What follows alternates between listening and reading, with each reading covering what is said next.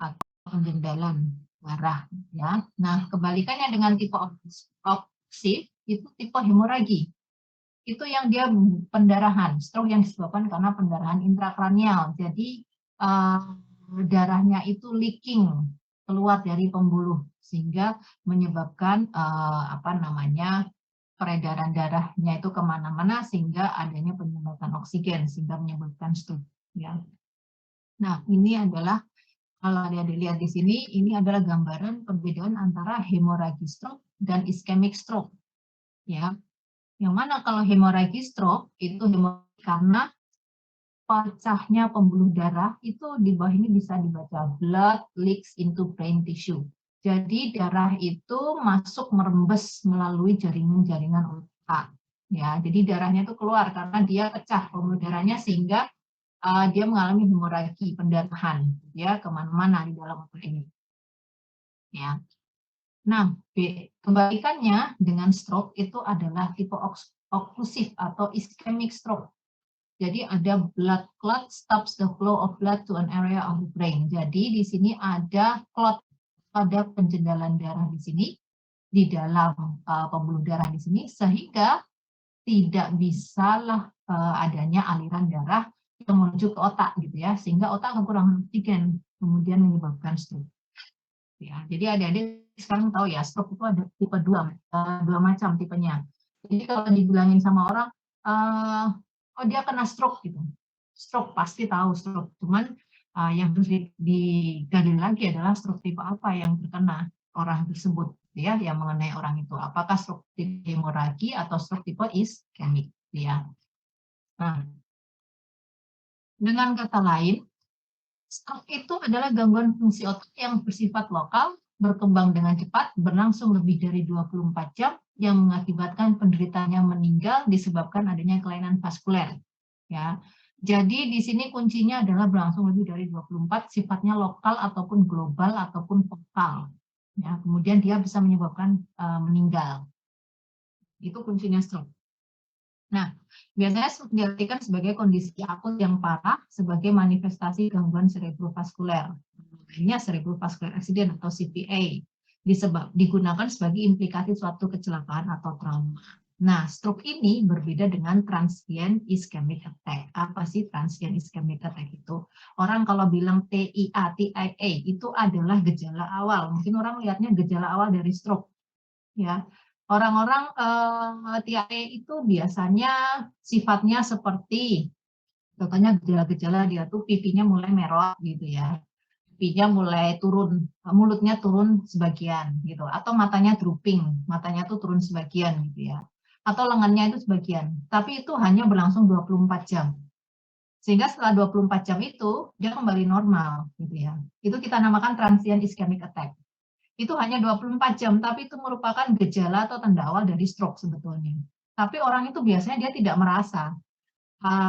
Dia hanya merasa, oh nggak masalah, setelah itu normal lagi gitu kan, mulutnya kembali lagi seperti normal posisinya, matanya kembali lagi seperti normal, tangannya sebelah kanan kembali lagi seperti normal gitu ya, kemudian dia beraktivitas seperti biasa tanpa mengetahui bahwasannya itu adalah transient ischemic attack yang merupakan gejala awal dari stroke. Makanya itulah perbedaannya. Kalau transient ischemic attack itu berlangsung hanya dalam 24 jam, kemudian penderitanya bisa normal kembali.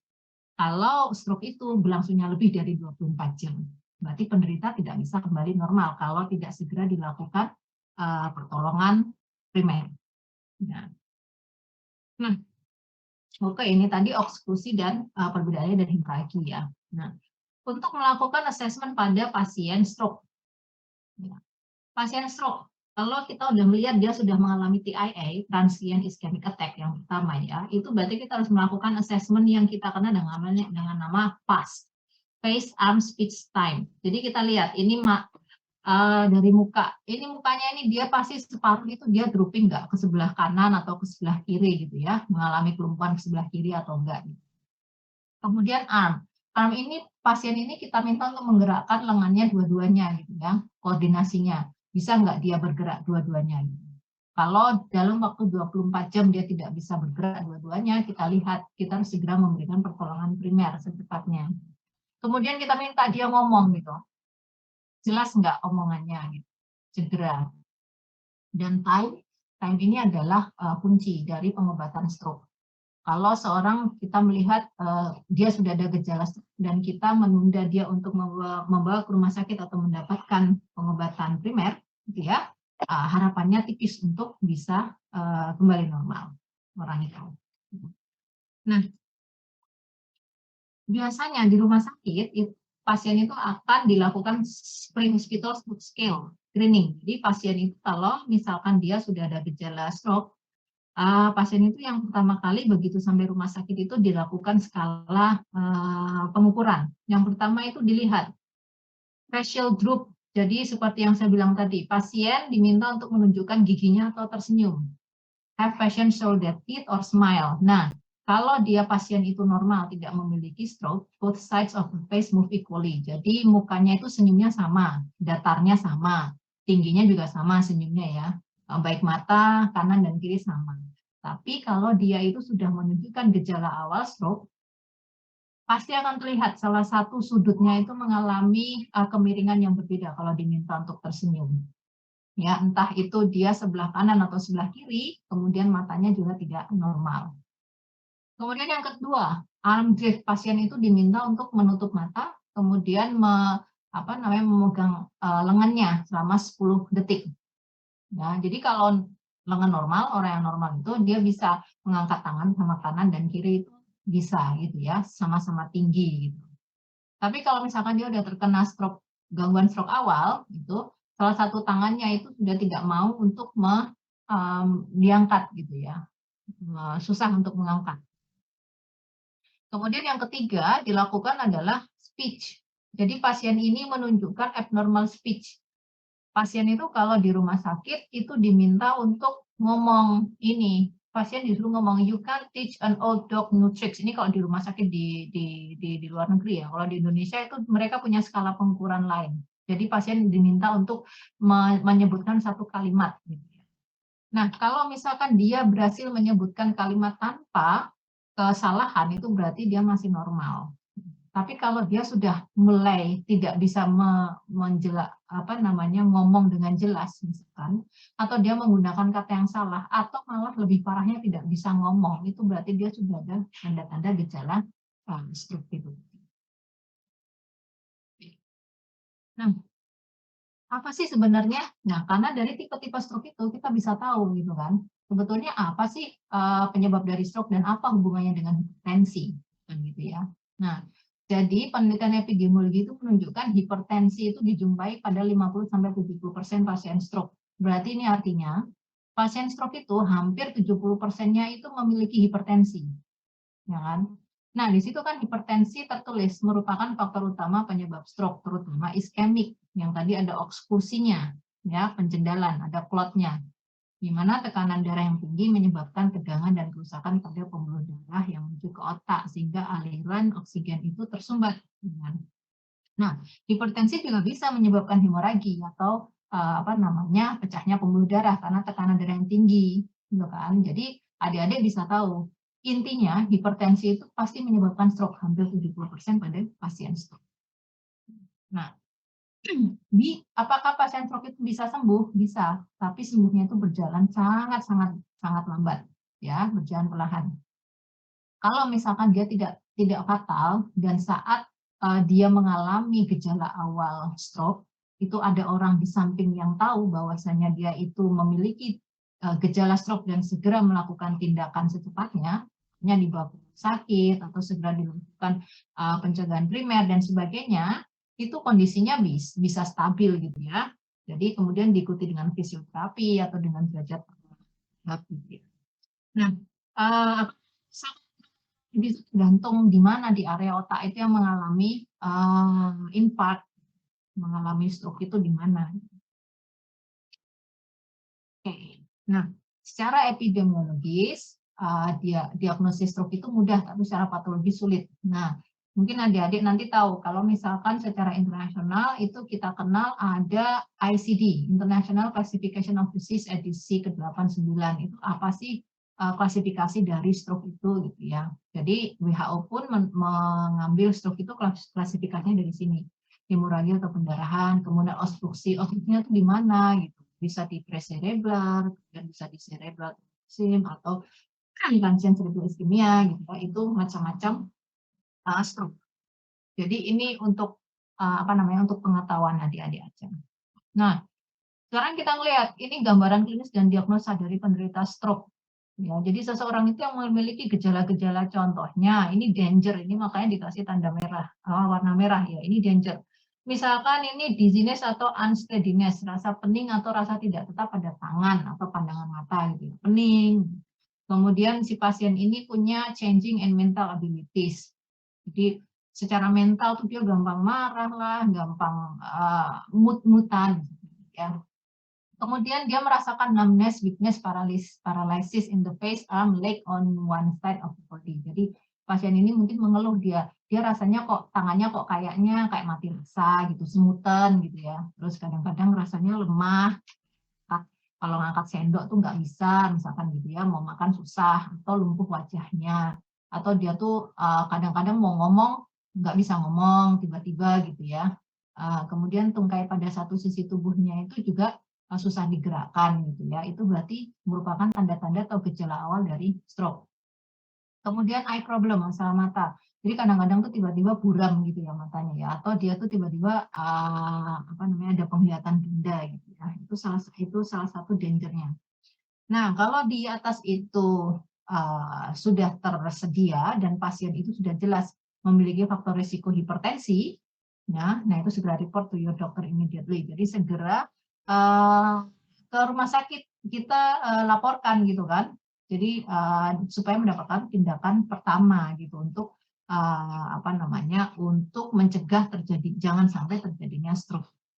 Nah, sehingga nanti di rumah sakit akan dilakukan penegakan diagnosa pakai CT scan, MRI atau pemeriksaan neurologis, patologis, laboratorium dan sebagainya. Nah, gejalanya klinis itu tergantung di mana terjadinya serangan stroke iskemia. Jadi bisa jadi seseorang itu lumpuh separuh sebelah kanan gitu ya. Kalau dia terkena iskemiknya di otak sebelah kanan berarti dia lumpuhnya sebelah kiri gitu kan, atau kebalikannya. Kemudian dia bisa numbness atau mati rasa. Jadi ujung jarinya itu kalau misalkan terkena jarum atau terkena pisau tuh dia mati rasa, dia nggak akan bisa merasakan apa-apa gitu ya, numbness gitu. Atau afasia, language comprehension, dia susah merangkai kata-kata, susah ngomong, susah berbicara gitu ya, afasia, dan gangguan penglihatan sebelah gitu ya. Nah, ini sudah kelihatan gejala-gejala klinis. Oke, kita bisa pasien gejala klinis stroke bisa kita lakukan CT scan atau MRI ya, contohnya kayak gini. Biasanya pasien di CT scan itu biasanya dia disuruh tidur gitu kan, itu pakai tomography of the brain. Jadi dia akan masuk kemudian dicek secara inframerah di sini ada nggak sih di dalam otaknya sini terlihat, oh ternyata di sini ada nih, kelihatan ini ada klotnya nih ya. Jadi dia berarti mengalami yang namanya ischemic stroke gitu kan, karena di sini dia terdapat clot atau penjendangan pembuluh darah. Ini akan terlihat di sini gitu ya kalau kita CT scan gitu. Nah, bagaimana cara pencegahan stroke? Yang pertama jelas health education, hindari faktor risiko, kemudian kenali dan waspadai stroke. Kemudian pada pasien yang memang memiliki hipertensi harus dilakukan pemeriksaan tekanan darah secara rutin. Dan gaya hidup ya ini ya berkaitan dengan faktor risiko tadi, jadi kurangi kolesterol dan sebagainya. Ya. Kemudian pengobatan sekunder itu harus sesuai dengan tipe stroke-nya. Kalau hemoragi ya untuk pengobatan hemoragi, kalau oksklusi ya untuk pengobatan oksklusi. Jangan sampai hemoragi kita berikan aspirin gitu kan, karena hemoragi itu kan pendarahan. Aspirin itu untuk antiplatelet, ya kan? Bukannya sembuh tapi malah tambah stroke gitu kan. Nah, jadi pengobatannya harus tepat dan sesuai dengan tipe stroke-nya. Kemudian pencegahan tersier itu harus kita berikan rehabilitasi dan family support. Tentu saja pasien stroke itu harus family support, tidak mungkin tidak karena dia itu sudah mengalami kelumpuhan kalau sudah fatal ya. Dan rehabilitasi pun perlu family support karena biasanya mentalnya banyak terganggu karena dia tidak bisa melakukan daily activity. Nah, itu ada obat-obatan. Ada yang namanya setosal, antikoagulan, apa namanya, ada dengan clopidogrel gitu ya, tergantung dengan tipe dari struknya itu tadi. Kemudian yang utama adalah pasien itu harus modifikasi gaya hidup, ya, mengkonsumsi obat antihipertensi, atau obat hipoglikemik, gitu ya, atau obat kolesterol, atau obat antidislipidemia, berhenti merokok, tidak konsumsi alkohol, gitu ya, jangan menghindari kelebihan berat badan, gitu ya. Oke, selesai deh. Nah, kira-kira yang mau ditanyakan nggak? Nanti dari stroke ini juga masuk materi UAS ya. Jadi kamu materi UASnya dari setelah UTS saja ya. Materi setelah UTS sampai stroke ini gitu ya. Tapi stroke ini kan eh, pada farmakoterapi 3 ini kan lebih menitik beratkan pada sistem saraf pusat. Jadi jangan lupa pelajari Parkinson, Alzheimer, kemudian itu tadi ya, rheumatoid itu, kamu rheumatoid sama artritis itu masuk sebelum MID apa setelah MID ya kemarin ya? Ada yang masih ingat nggak? Rheumatoid artritis itu sebelum MID apa setelah? Masuk UTS tuh. UTS.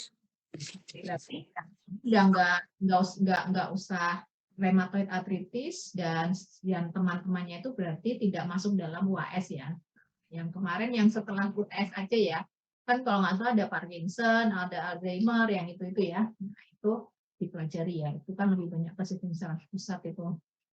Nah, apa saja sih gejalanya, kemudian dosis pengobatannya, kemudian apa efek samping pengobatannya, kemudian apa saja sih interaksinya, apa saja yang boleh dilakukan dan tidak boleh dilakukan gitu pada ini pas untuk ujian farmakoterapi. Oke, dari stroke ada yang mau ditanyakan nggak?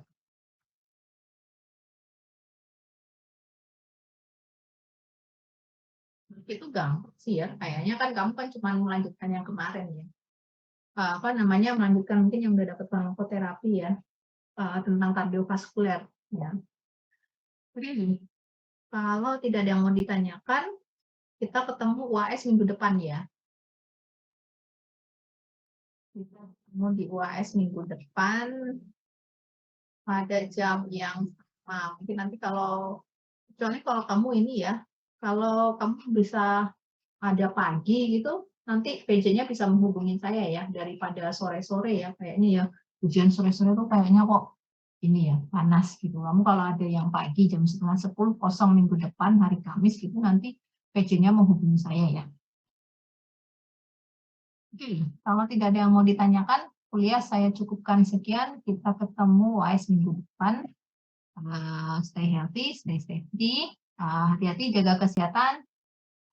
Usahakan minggu depan semua sehat ya. Jadi bisa UAS semuanya. Oke, gitu. Oke, saya cukupkan sekian. Kita ketemu lagi minggu depan.